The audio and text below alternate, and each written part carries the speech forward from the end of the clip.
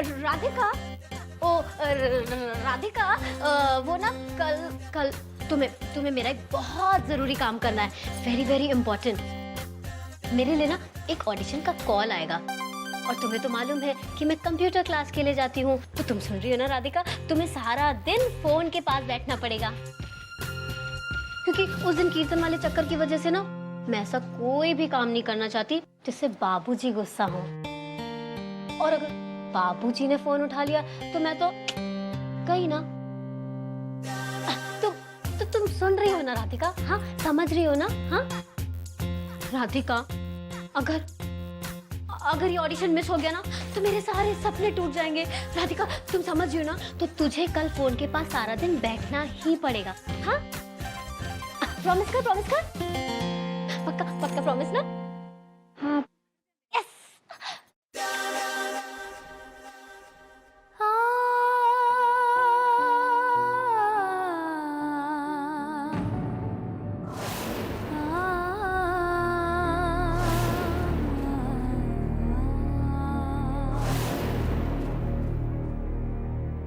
मेरी पायल कहाँ गई?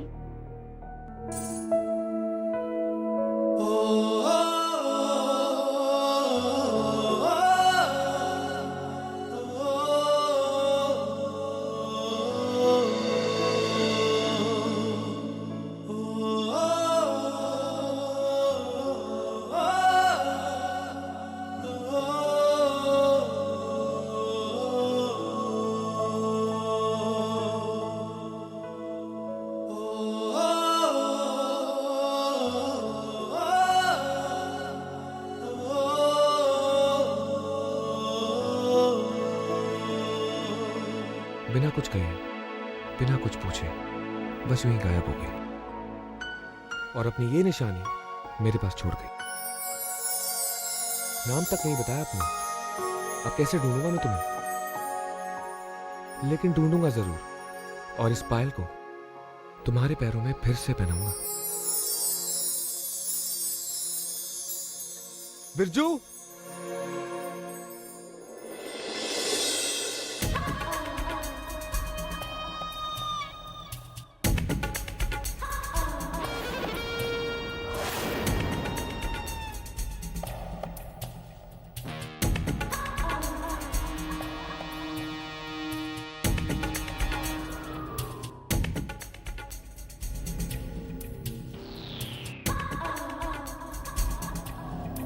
बिरजू की क्या जरूरत है?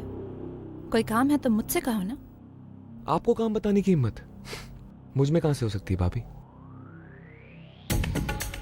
क्यों? क्योंकि पुरोहित खानदान की बड़ी बहू हैं आप। इस घर की क्वीन हैं आप। यार राइट। क्वीन वो होती है जिसका पति किंग होता है, जिसे वो स्टेटस कभी मिल ही नहीं सकता, उसे क्वीन नहीं कहते। क्या बात कर रही हैं भाभी? देखिए, मैं आपके सामने सर झुका के खड़ा हूं। अब भी आपको शक है? उड़ा लो, तुम भी मेरा मजाक उड़ा लो। तुम अच्छी तरह से जानते हो कि मुझे वो स्टेटस कभी मिल ही नहीं सकता। वैसे भी अब मुझे इस घर में कौन पूछने वाला है? इस घर में अब छोटी बहू जो आने वाली है।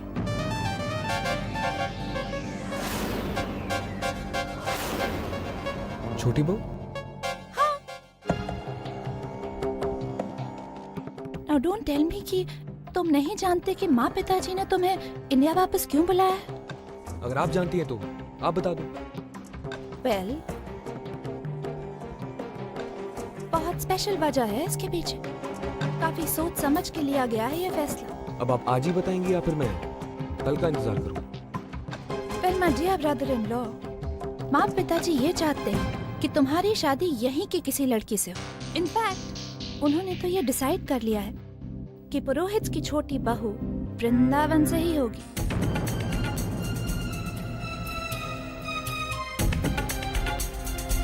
वो छोटी बहू जो आगे चलकर इस घर की क्वीन बनेगी।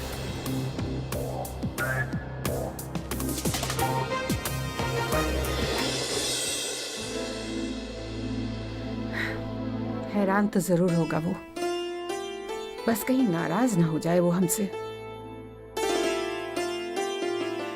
हम उसी की खुशी के बारे में सोच रहे हैं। वो भला नाराज क्यों होगा? क्या पता वो शादी के लिए तैयार है भी या नहीं।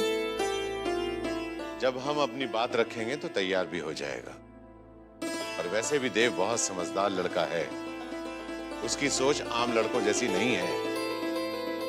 शादी के बारे में भी अलग नजरिया रखता है। और देखना, वो हमारे हालात को भी जरूर समझेगा।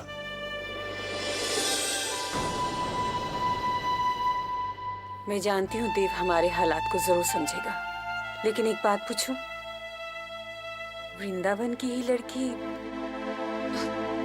क्यों?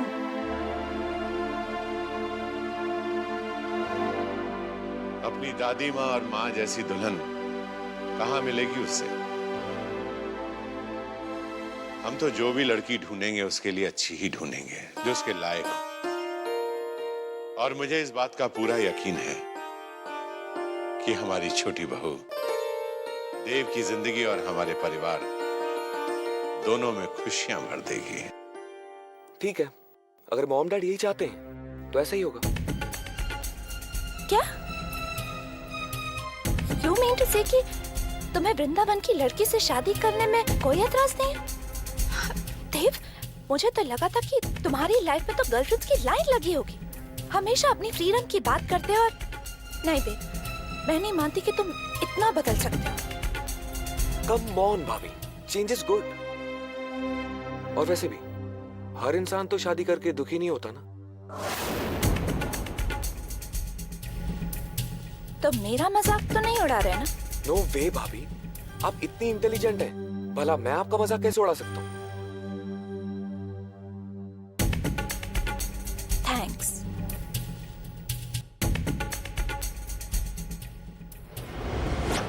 देव, जी भाभी, तुम सचमुच मेरी तारीफ ही कर रहे थे ना?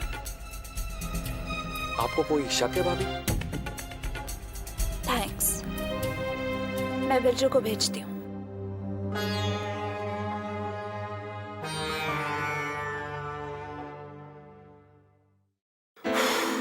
फाइनली अब मैं आराम से बैठकर अपनी ड्रीम गर्ल की फोटोज देख सकता हूँ और उस बिरजू को बता सकता हूँ कि वो सपना नहीं, वो सच है। My dream girl is in real. Birju,